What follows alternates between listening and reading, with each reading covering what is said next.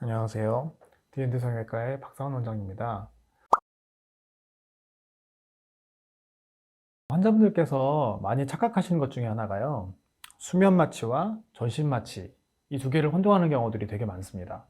전신 마취라는 것은 뭐냐면 아주 깊게 재우는 거예요. 본인이 숨을 못 쉽니다. 계속 숨을 쉬어야지만 사람이 살 수가 있기 때문에 보통 우리가 그 벤틸레이터라고 하는 마취 기계를 통해서 기도삽관이라는 걸 통해서 환자분이 숨을 안 쉬어도 기계가 억지로 숨을 쉬게 만들어 줍니다. 그렇기 때문에 기계가 제대로 또 환자분하고 잘 숨을 쉬게 만들어 주는지를 확인하는 사람이 필요해요. 그게 바로 마취과 선생님입니다. 그래서 전신 마취 같은 경우는 우리가 수면 마취에 쓰는 기본적인 약들, 재우기 위해서 쓰는 약들은 기본적으로 다 쓰되 우리가 근육을 마비시켜서 자기가 숨을 쉬지 못하고 움직이지도 못하게 어느 정도 그런 것들을 만들어 놓고 기계가 숨을 쉴 수 있게 해주는 겁니다. 그런 경우는 반드시 마취과 선생님이 옆에서 계속 수술하는 중에 환자분을 확인을 하는 게 필요한 거예요.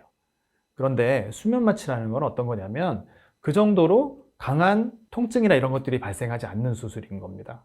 그래서 보통 우리가 미용 수술 중에 코 수술이라든지 눈 수술이라든지 이런 것들은 사실 통증이나 이런 것들이 그렇게 심하지 않기 때문에 대부분 다 수면 마취라는 걸 해요.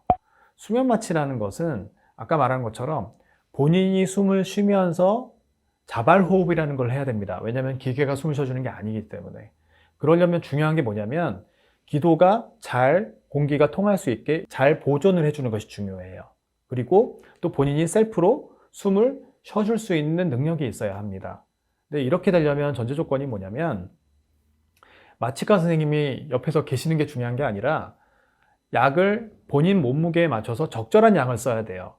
우리가 수술이라는 걸 할 때는 환자분이 움직이지 않고 그대로 잘 유지를 해줘야 사고가 생기지 않게 수술을 할 수 있는 건데, 예를 들면 막 수술할 때 움직이거나 본인 의지와 상관없이 본인은 기억을 못해요. 그렇기 때문에 수술 중에 안 깨우게 해주세요가 중요한 게 아니라 안전하게 수술해 주세요가 훨씬 더 중요한 부분이고, 내가 전신 마취를 하면 중간에 깰 일은 거의 없어요. 거의 없는 게 아니라 생기는 경우는 없습니다. 아주 깊게 재우기 때문에.